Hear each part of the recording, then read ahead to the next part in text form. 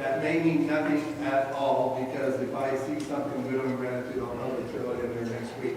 So anyway, spoiler alert there. So, all right, overflowing gratitude. And of course, this is our gratitude series because of Thanksgiving, which is coming Thursday, and we are very excited about this year's holidays, and especially with the church and my retirement coming. And I just kind of think I kind of get nostalgic here, that this could be our last Thanksgiving together as a church, and yet very excited about new beginnings for all of us. All right. So here's the thing: when it comes to gratitude, most time gratitude is a natural response.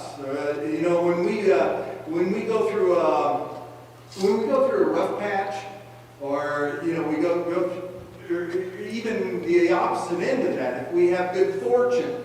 Honestly, sometimes the response to be grateful is just automatic. It's almost a universal experience that, when we get through that rough patch or some good fortune fell upon us, we just feel grateful and thankful. And here's the thing: if you're a child of God, where do you automatically go? You thank God. Now, if you aren't a child of God, I hope that changes today. But if you aren't a child of God, I'm not. Have you ever noticed someone who, especially it seems like on television, when someone's grateful and they're like, well, I just thank goodness.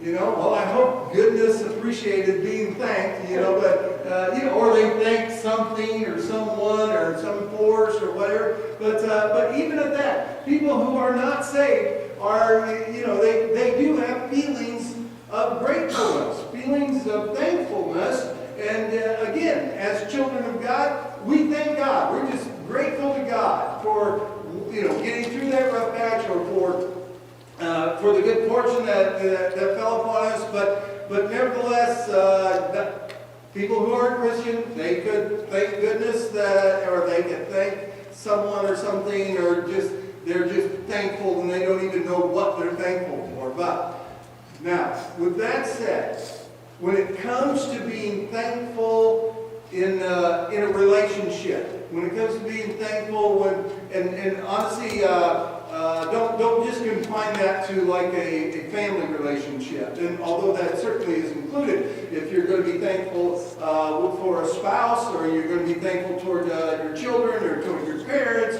but you can also be thankful to a boss. You can be thankful to a stranger. You can be thankful to a friend. But nevertheless, whether it's marriage or work or friends, or and honestly, this ought to be utmost in all of our minds, is being thankful to God. There is a cycle of gratitude, okay? And I want you to kind of picture this cycle, and we'll throw it up there on the screen. But when there's a response of gratefulness, a response of thankfulness, all right, it's usually because there's an act of kindness, all right? A kindness is done. And that's at the top of our circle here, okay? So a kindness is done, and that triggers a response, and the person then will, the act is acknowledged. So a kindness is done. Person number one, person number two acknowledges the kindness. And when they acknowledge the kindness, then the circle comes back around, okay? The relationship deepens. All right, now, so you have a kindness is done. Everybody following this, okay? A kindness is done. The act is acknowledged. That deepens the relationship, which in turn spurs more kindness being done. The cycle repeats itself. Only every time the cycle repeats itself, kindness is done, and the act is acknowledged, and the relationship deepens. Every time it repeats itself, it deepens. So that relationship deepens because we are grateful for whatever that act was. And you can fill in the blank. But here's the thing. There's what's called, what I call, the gap theory. All right, and it has nothing to do with Genesis. Okay, so, but there is the gap theory, and that's when we fail to show kindness. So you look at it, right? A kindness is done, but the act is not acknowledged. And the relationship then, it stops because there's a gap there. Because when the kindness was done, no act was acknowledged. So we fail to show gratitude. It creates this gap, this kind of unfinished business, and so the cycle, it stops. And if that goes on too long, by the way, that can undermine a relationship. And whether that's a marriage or a parent-child or at work between you and a boss, and how many of you have ever had a boss that never ever, just never ever acknowledged, the good job you did?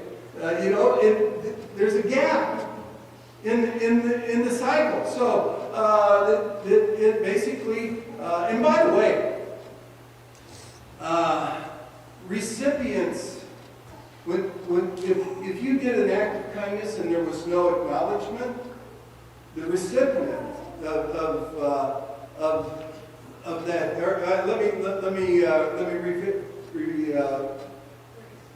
Let me rephrase. Thank you.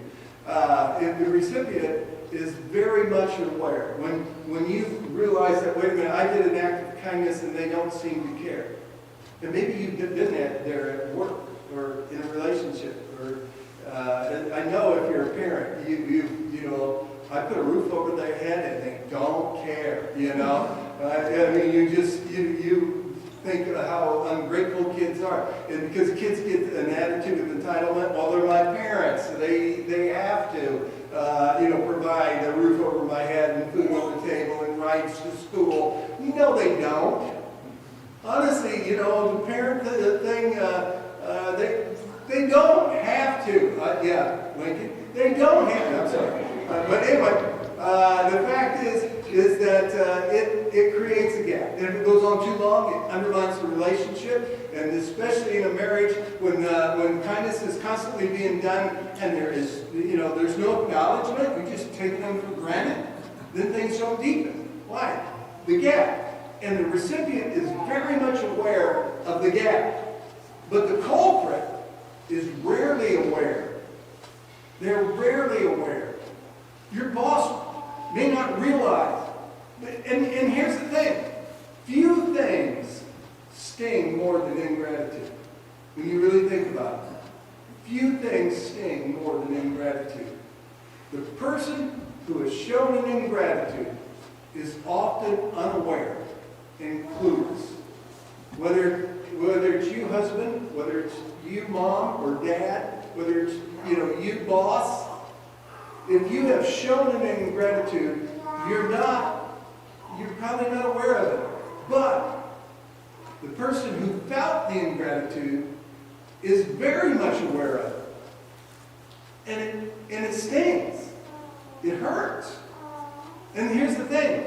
If you point it out, and this happens all the time in relationships.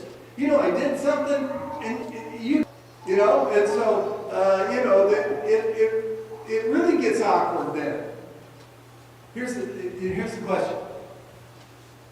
Have you ever been accused of an ingratitude? We'll do a show of hands here, okay? Have you ever been accused of an ingratitude? Be honest. All right. All of you that did not raise your hand are liars. But when you got accused of an ingratitude, you probably got defensive. Why you got defensive? Because they accused you of not feeling something. Not feeling something. Right? How do they know I'm not grateful? And I felt grateful so that they did that. Viewed as ingratitude. Let's say it again. You don't have to. That's a long one for you all to keep that the fact is a gratefulness that is not expressed is felt or viewed as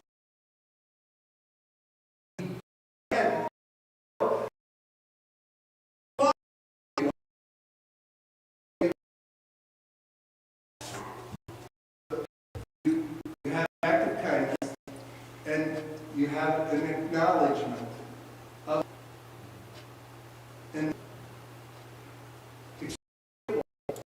wants you to express it. You say, well, he knows I'm grateful. No, he wants you to. It is how the cycle works. Because other people cannot know your. Other people can't see how grateful you are. You receive it as if God wants you to express.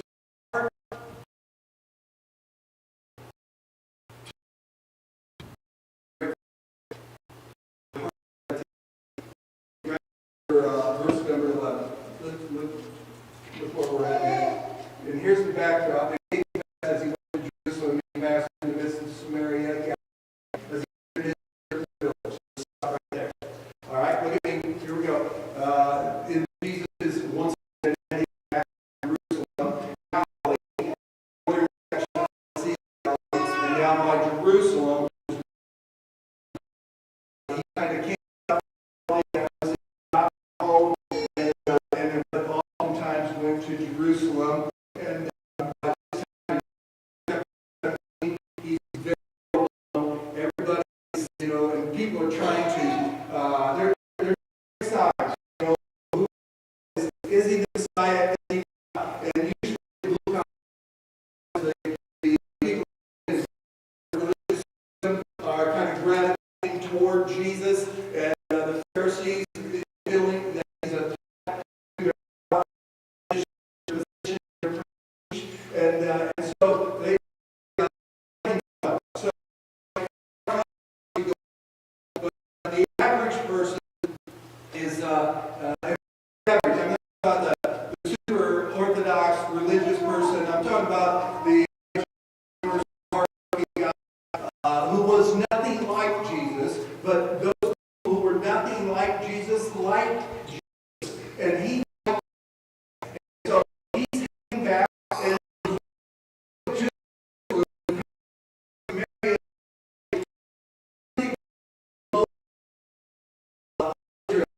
And even as they're, it's still pretty remote in the area between the two populations. Of course, Galilee is very popular, very beautiful. Jerusalem is very popular, now city for sure, in the religious Mecca, if you will. And so that's odd, kind of like Muslim thing. So it's not Jewish. Scratch all that.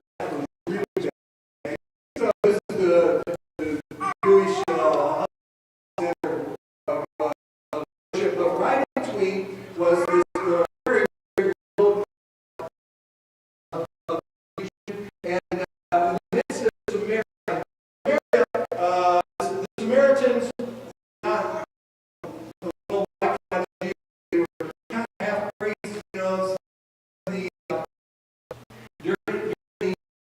when Israel the sick, the land, that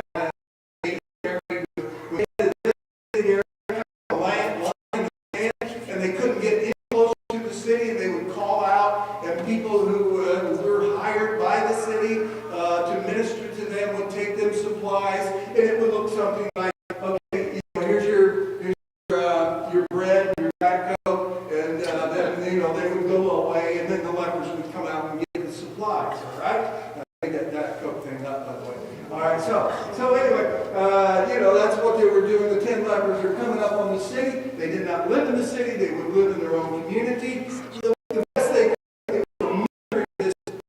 And as you kind of look out at the city and see people actually living their life, and there they are, this kind of the living dead who are not allowed to do anything. They would try to grow their own gardens and kind of eke out a living, with other lepers.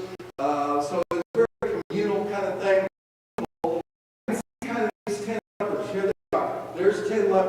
their chairs? Can you see them? Of course not, because they've already died and rotted away. But anyway, they look out and they see this entourage of people coming, and they realize this is Jesus. They've heard about him. Everybody's heard about him. And they're thinking, if we have any hope,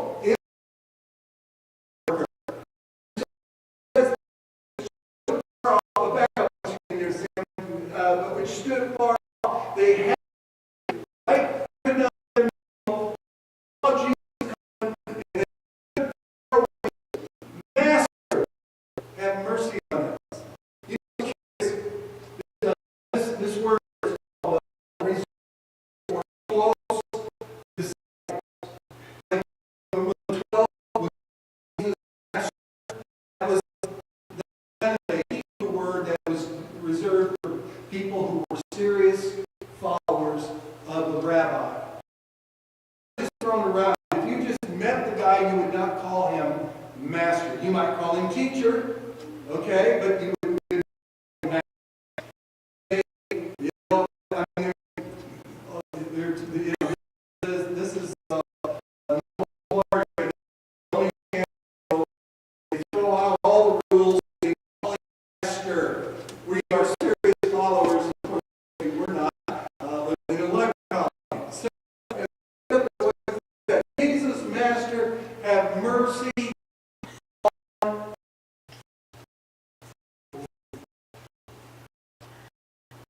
we all penitent. Go and yourselves into the priest. Not go away, like go show yourself to the priest. Now here's a couple things that are going on here.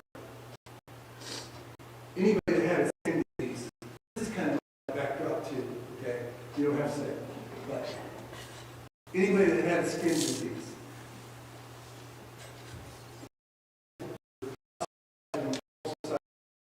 if they come in near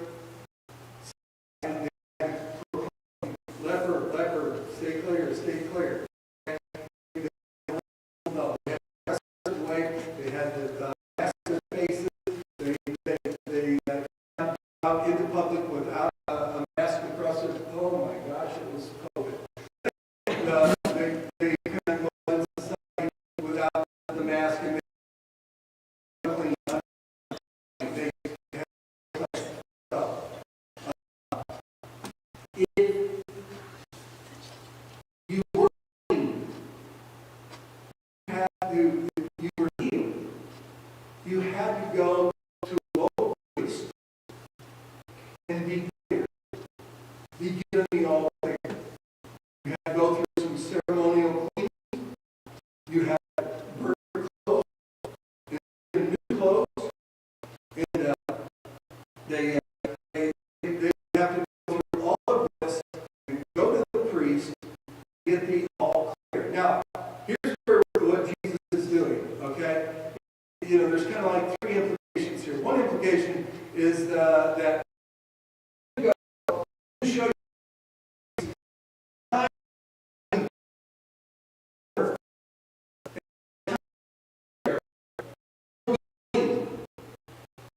all right? So, 10 lepers, and this is kind of Jesus' thinking too. If 10 lepers show up to a priest, you know, to the priest's door and say, hey, we're clean, we're clean. They don't ask we're clean. Oh, you know,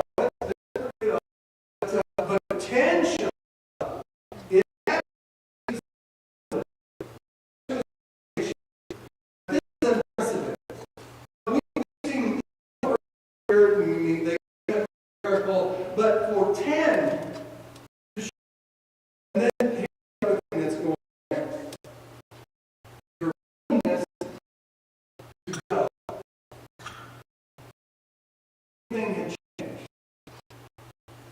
That's a true thing. So, Saul, he said to them, go, show us the priest. And the question is, by the time I get to the priest, I'll be clean. And so they actually, as they went, they were clean. So, the story. 50. One of them, when he saw Ezekiel, turned back and with a loud voice glorified God, fell down on his face and his feet. One of those people that Jewish people despise.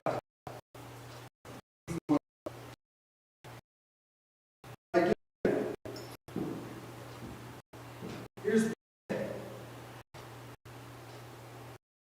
And out of the 10, one of them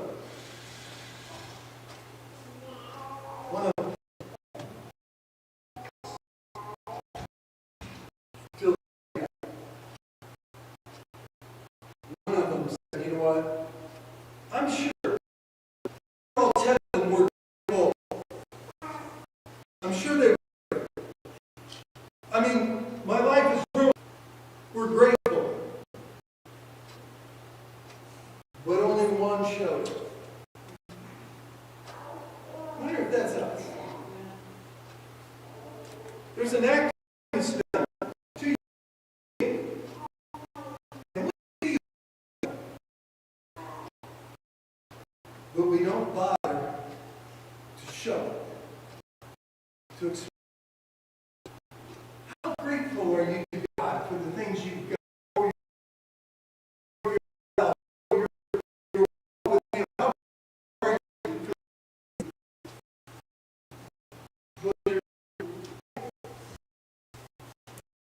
There's a gap. I was to a priest. And by the way,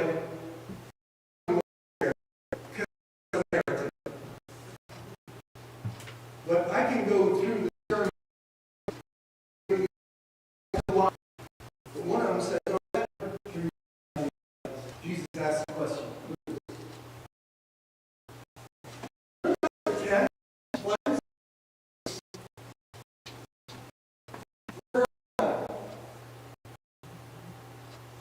See,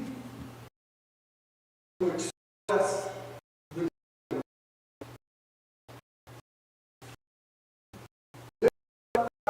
that way and faith is beautiful. That express gratitude.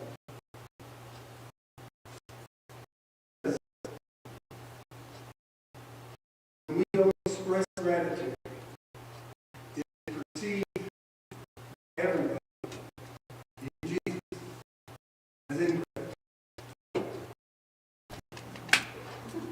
Unexpressed gratitude.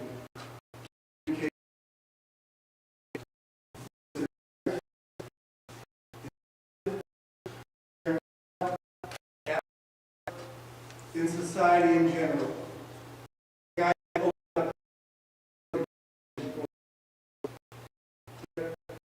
that picked up your keys when you drop it. It's not hard to say thank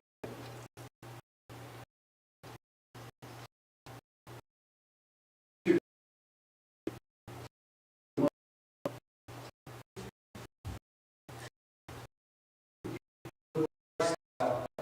Where you're the one.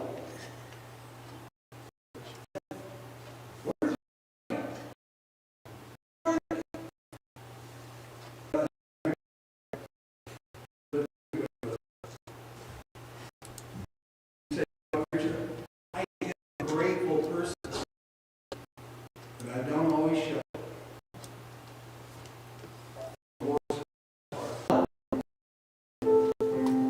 Don't let me out gratitude. Here you got unspoken prayer request. Father, you know the unspoken. You know